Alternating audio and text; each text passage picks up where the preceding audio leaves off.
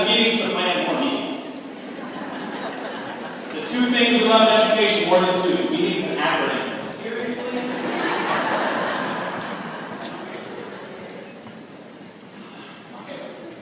So we're going to give you that voice and that choice. We don't need the meetings. What we need is I need time to talk to my colleagues. There's another TED Talk with somebody, an artist, his name is Phil Hansen. It has nothing to do with education, but he has a very powerful message. He talks about embracing the shape. He's an artist. He started to get nerve damage in his hand. So he couldn't quite do the art that he thought he was going to do. And so it was so painful for him, he actually quit.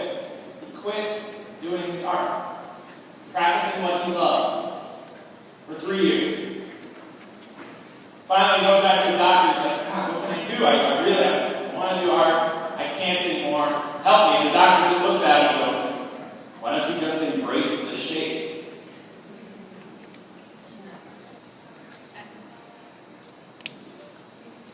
Embrace the shape, right? Things happen. That's what we're going to ask you to do today. Embrace the shape. Today is going to be different. We want it to be different. But it's different in name. We're calling it EdCamp. What EdCamp asks us to do is to talk to our colleagues. You okay with that? Yeah, no?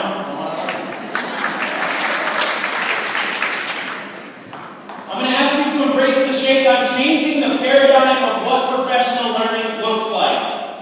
We have a very, in education, I'm not talking district 833, I'm talking in education in general, we have a very clear idea of what professional learning looks like. I'm supposed to go someplace and somebody's going to tell me how to do things. We have to change that perspective. Some of you today are going to be asked to step up and lead, and some of you might not learn a thing today because you're busy helping others. Can I tell you that that is just as powerful as you learning something today? Remember that. If you walk out here and you don't learn a thing today, but you help somebody learn something today, bless your heart. That's what EdCamp is about. That's what professional learning is about. Embrace that shape. Have a goal for yourself today, but remember to try to help others. There's going to be 2 sessions. Maybe during the first session, go to a session that you already know something about. In fact, let's do it this way. If you're on this half order, look at that first session and see if there's something that you can contribute to the conversation. There's a lot of people who are asking for tech stuff like Google. We might not have facilitators in the room yet. There's a few of us in here, though, who know how to use Google, right? Go and help. Try to help a colleague. If you're on this side, second session. Go to a session that you think that can help somebody out. Alright? Something to think about. Okay, so let's start learning about EdCamp.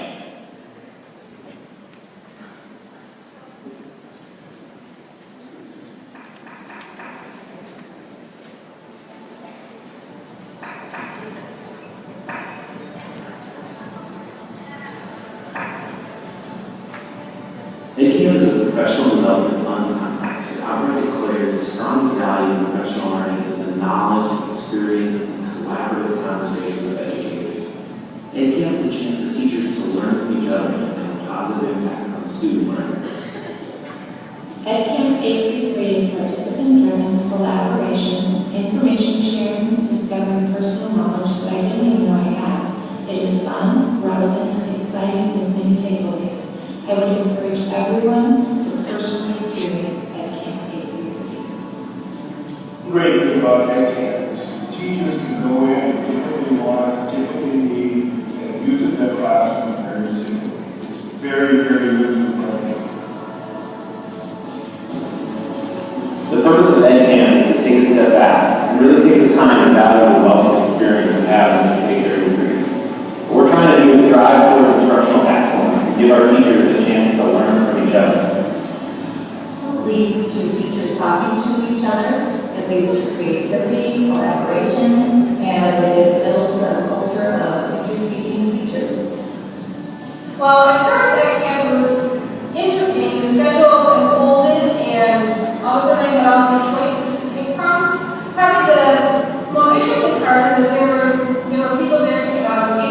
involved. So elementary school teachers were explaining their experiences as well as high school teachers. So I got to see what was used throughout the district, and I had a lot of great ideas. I think that camp is effective professional development because it allows teachers to have conversations around a topic and not necessarily sit there and have instruction delivered to them. It's really a collaboration, it's a conversation with those teachers about how they're using technology or about how they're doing classroom opportunities in their particular classroom. It doesn't have to be something about tech or something about instruction that can be where you need it. And I attended the community ed camp, and I went thinking that it would be just another 2 hours under my belt, and I was getting paid for it, so I thought, well, why not? And when I got there, I actually learned 2 new things that I could take back to my classroom and use them today. So it was very exciting and worthwhile. When we got there, we were the people who was going to be facilitating, and then a girl over just stepped in and said, oh, wait, I don't know about Twitter, I have a Twitter account. And it was really neat because the rest of us really nothing but Twitter. We were able to bring people up together, and it was just nice to have that right there. And have someone there who knew a little bit about it, and she, by doing an extra knowledge, she was that. I thought that was really cool, and we were also teaching them things. And people who are following now, which makes me really excited. So I think the overall experience was really great. Now I have looking forward to the next one. Really great to sit back and let everyone share what they know. I mean, you're a leader now, right?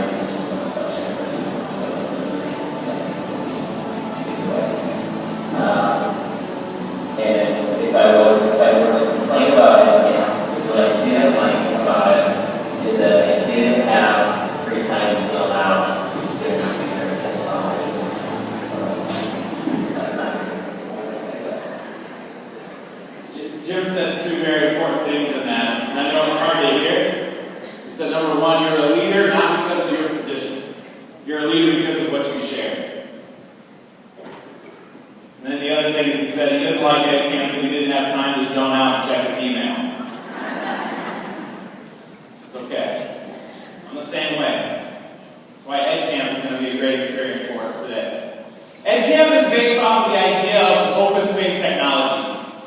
There are 4 principles that you need to know in order to be a quality Ed Camper and 1 law.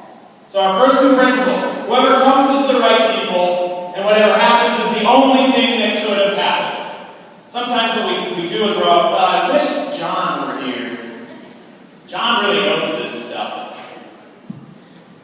You don't know John? He's really smart. It's okay. Whoever shows up in the room, those are the right people. And the conversation that you're going to have is the right thing that happens.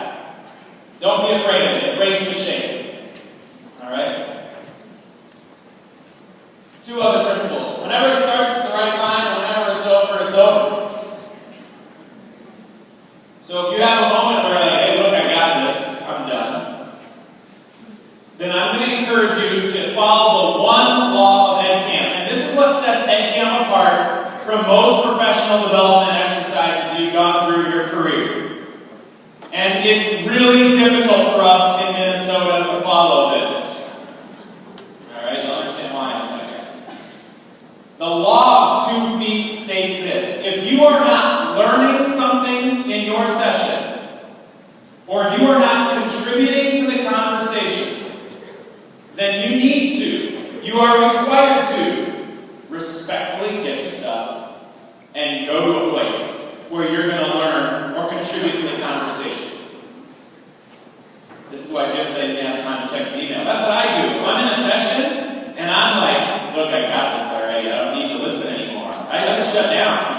That's when I'm checking my fantasy football team, which if you ask a couple people in here, is awful. Bad news here. Aaron Rodgers. And so that's what I usually do. I'll just check my fantasy football, check my email, go to CNN.com. I got all these things that I'm going to go do because I don't need to listen to this anymore. I can't do that at Ed Camp. If you're sitting there and you're not engaged, if you're not learning or contributing, get up and go. Now, it's really tough to do that here in Minnesota. I just moved back to the state. you come up to a four-way stop sign, 4 cars all converge at the same time, you sat there for a minute. How do you know? Someone just go! That's what happens, and we're afraid. And I've had teachers say, since we've done a couple mini ed camps, they're like, I can't do that. Brian, I can't get up and leave. It's rude. Here's your permission. It's not rude. We are going to empower our teachers. That's the mission of EdCamp. To empower and to create a community of teachers who help each other. And so it's your professional learning. Be respectful about it. Don't like get up and go, it sucks.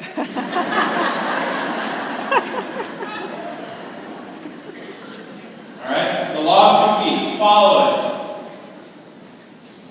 Alright, a couple of housekeeping items before we get going. You'll notice we have Twitter up and running. Go Twitter. Hashtag EdCamp833. Now, there have been very large EdCamps. I still haven't gotten a final number on the largest EdCamp ever, but we're relatively close to that margin. That's exciting. You talk about being a leader and an innovator in our area. District 833, we're there. The power of EdCamp is that the expert is in the room. We have amazing expertise in this district. There's a reason why I moved my family back here. You guys are it. Learn from each other. Share your knowledge. Share your expertise. And tweet about it today.